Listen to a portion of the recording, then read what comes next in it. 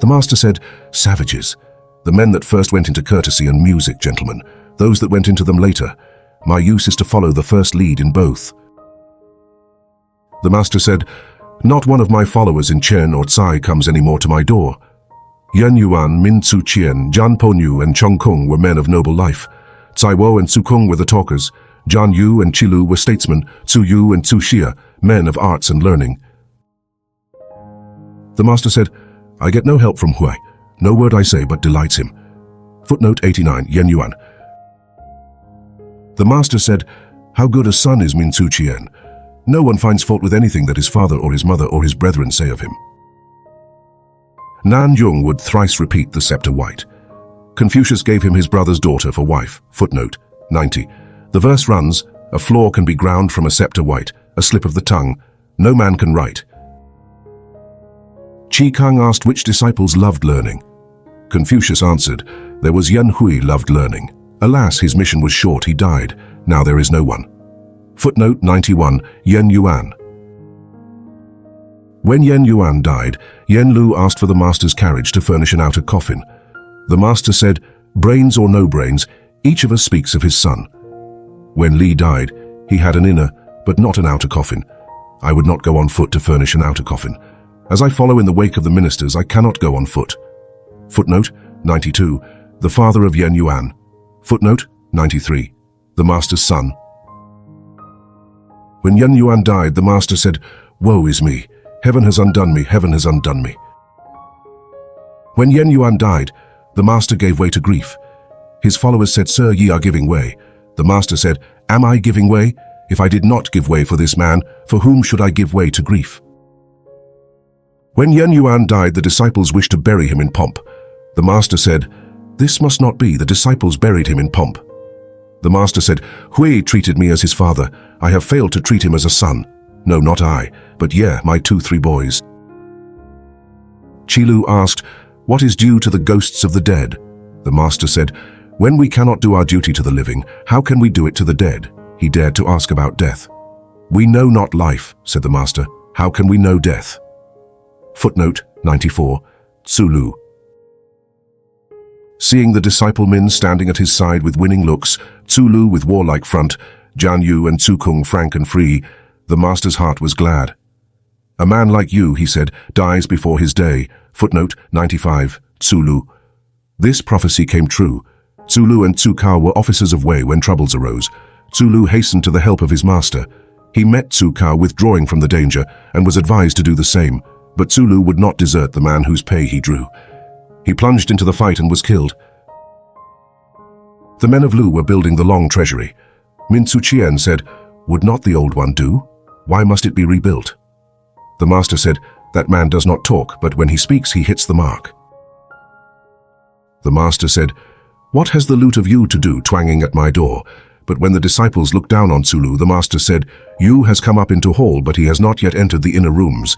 Footnote 96, Tsulu. Tzu Kung asked, "Which is the better, Shi or Shang?" The master said, "Shai goes too far, Shang not far enough." "Then is Shi the better," said Tzu Kung. "Too far," said the master, "is no nearer than not far enough."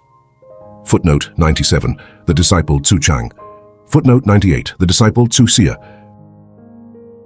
The Qi was richer than the Duke of Zhou, yet Qiu became his tax-gatherer and made him still richer. "He is no disciple of mine," said the master. "My little children, ye may beat your drums and make war on him." Footnote 99, the disciple Zhan Yu. Chai is simple, Shen is dull, Sha is smooth, Yu is coarse. Footnote 100, the disciple Cao Chai. Footnote 101, the disciple Cheng Tzu. Footnote 102, the disciple Tzu Chang. Footnote 103, the disciple Tzu Lu. The master said, "Hui is almost faultless, and he is often empty. Tzu will not bow to the bidding, and he heaps up riches, but his views are often sound." Footnote 104, the disciple Yan Yuan. Footnote 105, the disciple Tzu Kung. Tzu Chang asked, "What is the way of a good man?" The master said, "He does not tread the beaten track, and yet he does not enter the inner rooms." The master said, "Commend a man for plain speaking. He may prove a gentleman or else but seeming honest." Zulu said, "Shall I do all I am taught?" The master said, "Whilst thy father and elder brothers live, how canst thou do all thou art taught?" Jian Yu asked, "Shall I do all I am taught?" The master said, "Do all thou art taught." Kung Si Hua said, "You asked, shall I do all I am taught?" And ye said, "Sir, whilst thy father and elder brothers live." Cha Yu asked, "Shall I do all I am taught?" And ye said, "Sir, do all thou art taught." I am in doubt and dare to ask you, sir. The master said, Chi Yu is bashful, so I egged him on. Yu is twice a man, so I held him back. Footnote 106. Zulu.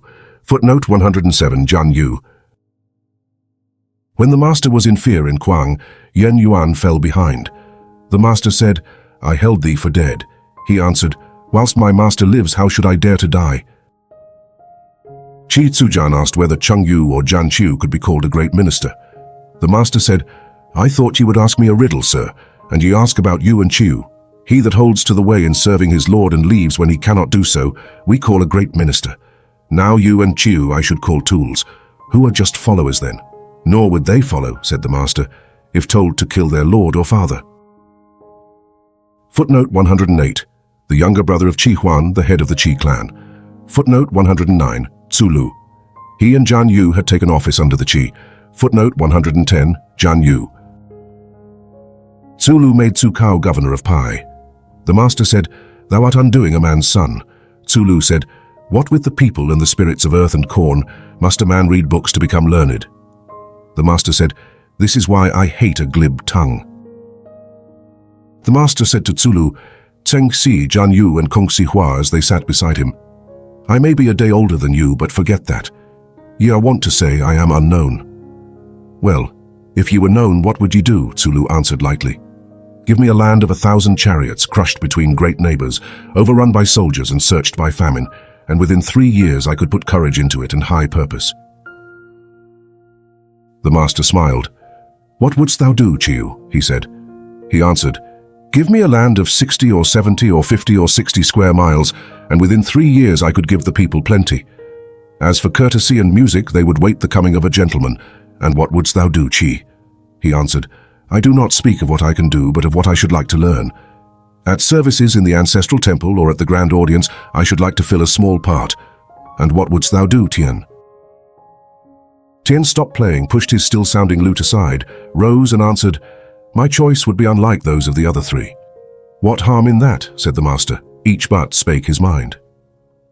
In the last days of spring, all clad for the springtime, with 5 or 6 young men and 6 or 7 lads, I would bathe in the Yi, be fanned by the wind in the rain god's glade, and go back home singing. The master said with a sigh, I sighed with Tian. Zheng Si stayed after the other 3 had left and said, "What did you think, sir, of what the 3 disciples said?" "Each but spake his mind," said the master. "Why did ye smile at you, sir? Lands are swayed by courtesy, but what he said was not modest. That was why I smiled. Yet did not Chu speak of a state? Where would 60 or 70 or 50 or 60 square miles be found that are not a state? And did not Chi too speak of a state? Who but great vassals are there in the ancestral temple or at the grand audience? But if Chi were to take a small part, who could fill a big one?" Footnote 111. A disciple, the father of Chang Tzu. Footnote 112. Jian Yu. Footnote 113. Kung Si Hua. Footnote 114. Zhang Sha. Footnote 115. Zhu Lu. Thanks for watching. Please like and subscribe for more excellent content.